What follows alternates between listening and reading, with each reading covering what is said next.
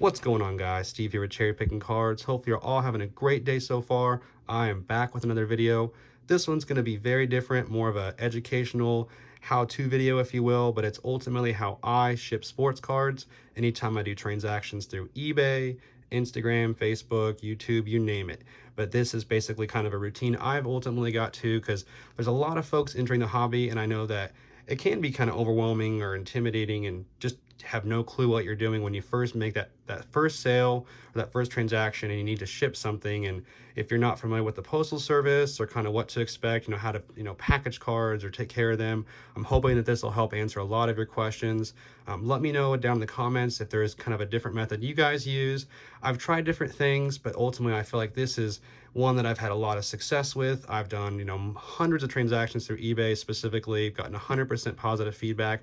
It's something I'm very proud of, and so I kind of wanted to share kind of my experiences, and hopefully this does help a lot of you guys out. I know a lot of us, probably all of us, have had, a bad horror story or bad experience with shipping where we received a card and it was not packaged properly. It was not, maybe even in a penny sleeve or anything. And so I'll go ahead and share some of what those terms are if you're new completely to this, and hopefully it helps out quite a bit. But yeah, I definitely don't want anybody to have any bad experiences anytime you ever buy anything through me. And I do have my link down below for my eBay in the description. So if you want to check it out just to see what cards I've got available, please do so. And I promise to get everything shipped out usually next day, and definitely will be packaged with care. So with all that said, let's kind of talk about the basics. First things first, anytime you pull that card, always make sure it goes in a penny sleeve. Doesn't matter if it's a 1-cent card or if it's, big buck card, whoever it is, if you're shipping it, it needs to go in a penny sleeve. And then preferably next step is in a top loader. I'm going to slide in there very gently. You can kind of bang it on your table. Even a few times, doesn't do any damage to the card, I promise. It just slides it down nicely. That way everything's in there securely. A lot of people will use tape. I personally don't like it just because it leaves that sticky adhesive, and then, getting it out sometimes it's just kind of a risk of damaging the card. So I never ever use any packaging tape on the top loaders or anywhere inside my package. That might be used for the label, if anything, but you do not see any packaging tape here anywhere. So the supplies you guys see is basically all that I use.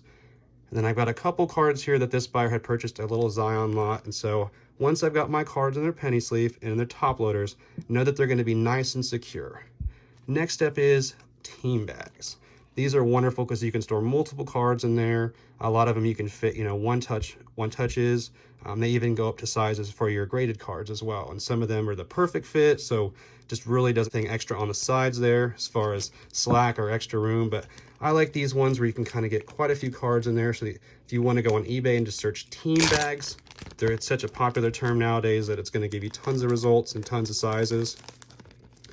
And then so once you put them in there, and then a lot of people are going to use cardboard, which I will kind of show that trick. I kind of gotten away from it just because for me it's time consuming. So one of the ways I like to use protection, a little extra protection for the cards, is that I ship out a couple of little base cards.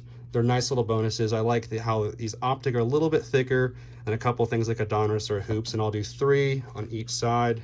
So you'll have the optic on the outside, which I'll show you here real quick. So we'll put that on the back side. We'll put this on the front side. Make sure they don't slide on the other top loaders or anything. And then you'll just seal it up here. Your main cards in the top loader are not going anywhere. This prevents it from sliding out, typically prevents it from getting damaged or wet or anything. And just these on the outside kind of supplement or replace the cardboard. I like to personally use these bubble out bags. And so it's just kind of a double layer of your bubble wrap. That way you don't have to buy the big rolls, cut it down, size it up, even really waste any of that stuff or have excessive amounts. So you can just kind of peel this off here. And then this sticks right down. So this is just such extra protection. It's not sliding anywhere out of it. If it gets wet or anything happens to the bubble mailer, it just adds kind of that extra little layer of protection. For the people that do insist on using cardboard, I'll kind of show you a little trick. I like to cut off the sides here. That was something I kind of discovered when I pull them out of the package. sometimes it's sharp, but sometimes it can just kind of poke and just pick at the package. So if you're gonna use any kind of cardboard, I just recommend cutting off the little corners up here. You can put the pieces together, you know, size them, cut one off, you know, size it so they're nice and even, cut off the corners, and that just, you know, nice and smooth, prevents any extra damage risks to your packaging. And then if you're gonna use these, put a little bit of painter's tape. I'll kind of peel off one here. No packaging tape, just because that's really sticky and extra hard to get off, in my opinion. I might not have done enough here, but just get a little bit, about four of these, and you'll just kind of put one on each side. And so ultimately when it's all around, you know, they're not really going anywhere. This one is a little bit small, but basically you'd have the 4 pieces on the corners, and it's going to be extra protected if you insist on that. But for me personally, this time saver, and I've noticed that these are, you know, boxes are free if you go to your post office. That way you don't have to buy anything anywhere and cut it up, but just to really save time and, you know, kind of really even not much expense at all. You can buy probably about 100 of these for between $5 and $7, the bubble out bags. So definitely want to make sure that you've got your penny sleeves, you've got your top loaders, maybe a few bonus cards on each side for added protection, and then you put all that in your team bag. And then for me personally, I like to use the bubble out bags in substitute of these cardboard pieces there. And if you do use cardboard, make sure you snip the corners for safety and also less risk of damaging your package. And then what we got here, never use a standard envelope. PWE is what you might hear often, plain white envelope. That's fine for, you know, maybe a trade or a smaller card. I like to use these because you can't add tracking typically. It's going to be the same price if you do add tracking to a plain white envelope. So you might as well use something that's more secure, bubble mailers. And the reason they're called that is because there is bubble wrap, as you can see, on each side. And then so you'll stick this just right down in there. And then this also has a little piece at the top here. Just peel that right off.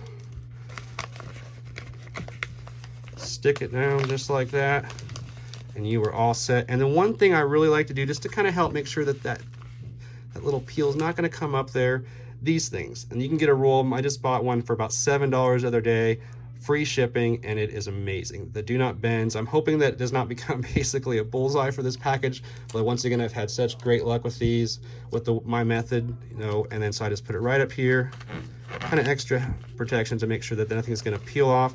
And so that keeps everything in there nice and secure, in addition to what we've already done.